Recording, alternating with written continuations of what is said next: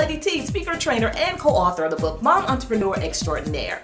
Here I am in Erie, Pennsylvania, where I am trapped in the snowstorm. A business partner of mine and I came out to do a women's conference here where we had 27 women waiting for us there, except they're not waiting for us because they have 73 inches of snow and all the intersections, all the interstates are shut down. So here we are. Anyhow, but the great thing about that balcony is that it makes a wonderful refrigerator if your hotel room doesn't have one. Yeah, so there we go. I had a woman to give me a call just the other day, and her question was, what should I do? She said, I love my job. I love what I do. She said, I make quite a bit of money, and yet it's still not enough. And I have an idea, a business idea that I want to work on. I know will be successful. I already have people calling me, but I really don't have the time or energy to put forth in it. And my husband wants me to continue working because he says we need the benefits. So she wanted to know what should she do. Well, she and I had a conversation, and I wanted to record this for you, for those of you who find yourselves in a similar situation. I wanted to remind you, to remind myself, to remind all of us that when we're not moving forward on our ideas, when we're not moving beyond our comfort zone, when you are not expanding yourself and stepping out in that thing that you know you're supposed to do, you are committing suicide. It's a spiritual form of suicide, and it's also blasphemy.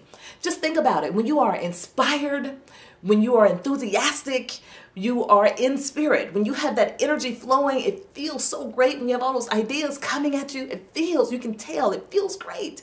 That is, in a sense, is in Theos. You are in God.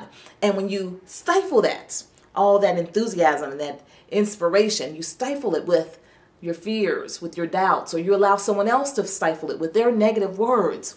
When you don't move forward on that, you are blaspheming. You're committing suicide. And so you will find that eventually those ideas will leave you. They will dissipate. You can feel it. You can feel it. It's just like what Jesus taught us in the book of Matthew, chapter 13. He says, those who have, they will receive more. And those who have not, even that they have will be taken from them. Now just think about it, because it's an oxymoron in a sense where he says those who have not, even that they have will be taken from them. How can you have not, but you have something that's going to be taken? Because it's your perception, it's your mindset. If I think that I can't, I don't have enough time, I don't have the money, I don't have the experience, I don't have the credibility, I can't do that. If I think that, then the little bit that was given to me will be taken from me.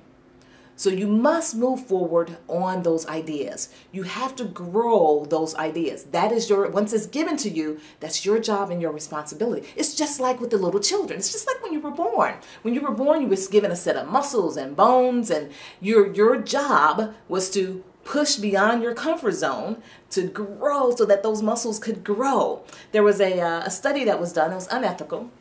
It was done in the early 1800s where they took some babies, they experimented with some babies. Half the babies in the infirmary were touched and held and picked up and loved and changed and fed. And the other half of the babies, they were just fed and changed, and that was it. They weren't allowed to move around. They weren't allowed to get up. And what they found was that those babies that weren't touched, that weren't engaged, that weren't active, those babies didn't grow. They were very tiny, and then eventually they died. It's the same thing. It's the same thing. What we see in the natural, we see also in the spiritual. When you have those spiritual ideas, those gifts, those talents, and you're not growing, pushing, moving beyond your comfort zone, you're not doing anything with them, you'll find that they will slowly dissipate, and then they'll die out altogether. And you know this, you can feel this. This is the reason why you say things like, I know I need to exercise, but I don't have the energy to exercise. Because the little bit that you have, you think you don't have it. And so that will be taken from you. And so this is the reason why I beg of you, when you get those ideas, when you get that inspiration, when you get those thoughts, move on them. And so you have to find little tiny ways of moving on them until they expand and grow. And so you take little tiny steps until you and your spouse can come into agreement. You take little tiny steps even while you're working that full-time job until you can get to the point where you can move beyond that. You have to move on it or else you will lose it. What's the saying? Use it or lose it? It's the same thing that Jesus taught in Matthew chapter 13. It's the same thing. It is a spiritual principle. So this is Lady T. I hope that serves you. I hope that inspires you, and that you will always remember that an empowered mom affects generations. So empower yourself.